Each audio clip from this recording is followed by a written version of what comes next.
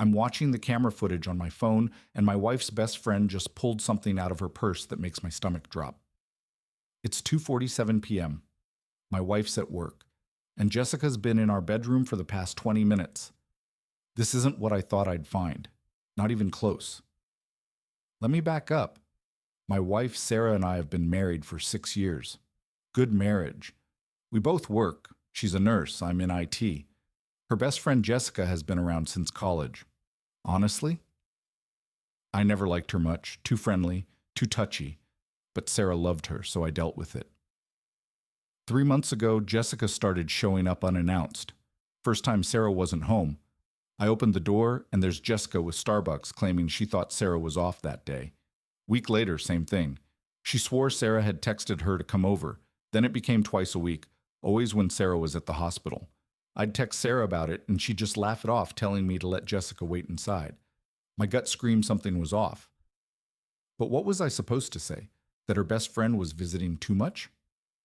Then came the Tuesday that changed everything. I came home early, left my laptop, needed it for a client call. Jessica's car was in the driveway. Sarah's wasn't. I walked in quietly, heard footsteps upstairs, in our bedroom. I called out her name. Silence. Then rushing sounds. She appeared at the top of the stairs, face flushed, claiming Sarah told her she could borrow a dress and use the spare key since Sarah wasn't answering her phone. The spare key we kept under the back planner, that only Sarah and I knew about. I asked how she knew where it was. She said Sarah told her ages ago. She was gone in 30 seconds. I went upstairs. Nothing looked disturbed, but Sarah's jewelry box was slightly open. She always closed it completely. That night I asked Sarah about telling Jessica where the spare key was. She said she told her last year when Jessica was feeding our cat. We don't have a cat. We've never had a cat. I ordered cameras the next day, tiny ones. One in the living room bookshelf, one in the bedroom closet, one in my home office.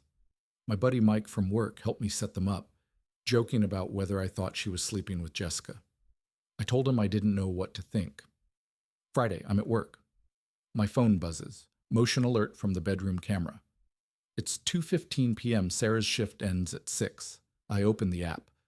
Jessica's in our bedroom, alone. She's going through Sarah's nightstand, methodically. Then my dresser. She pulls out my passport from the sock drawer and photographs it. Front page, visa pages, everything. My hand starts shaking. She moves to the closet. Pulls out our lockbox with birth certificates, social security cards, insurance papers. She tries the combination. Wrong. Tries again. Wrong.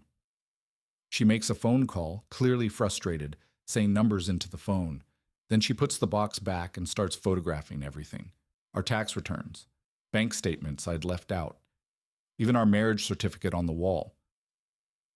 She's in our house for 47 minutes. I'm sitting in my car in the parking lot watching this, and I feel sick. This isn't an affair. This is something worse. I called Mike and asked him to run a background check on Jessica Hartley. It took him 3 hours. We met at a coffee shop and he slid a folder across the table. Jessica Hartley isn't her real name. It's Jessica Chen. She's got a record. Identity theft, fraud. Did 8 months in county jail 4 years ago. 4 years ago. Right before she reconnected with Sarah at that college reunion. Mike found 3 credit cards opened in Sarah's name last month. Total credit line of $60,000. The room spins. Then he showed me an application for a business loan. $200,000, co-signed by Sarah Henderson. Except the signature was close but not Sarah's handwriting. I've seen her signature 1,000 times. She's been forging her identity, and now she's going after mine. I went to the police first, showed them everything. They told me to wait, let Jessica make one more move so they could catch her in the act. 3 days later, she showed up again. 3 p.m. Sarah's at work. This time I'm home, waiting.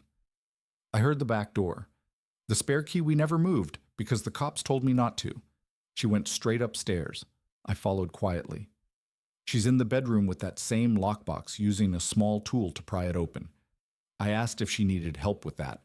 She dropped it and spun around, claiming this wasn't what it looked like.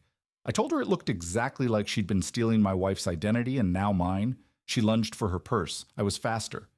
Inside, blank checks with Sarah's account number, a credit card with my name on it that I've never seen, and a key to a storage unit. Then Sarah's voice came from the doorway. We both froze. Sarah was standing there, still in her scrubs. She'd come home early. Behind her, 2 police officers. Jessica's face went white. Turns out Sarah had her own suspicions. She'd noticed credit inquiries on her report 2 weeks ago. When I told her about the cameras yesterday, everything clicked. The storage unit had boxes of documents, fake IDs, check-making equipment. Jessica had 17 victims. Sarah was just the easiest target, the trusting friend who gave her access to everything. Jessica got 3 years. Federal court, identity theft, and fraud. The credit card companies cleared most of the charges. Our credit took a hit, but we're recovering. Sarah cried for days about her best friend since freshman year betraying her like this. We changed the locks, all of them, got a security system, and Sarah started therapy. Betrayal like that runs deep. Sometimes I still watch that footage. Jessica's face when she saw me standing there, the moment she knew it was over.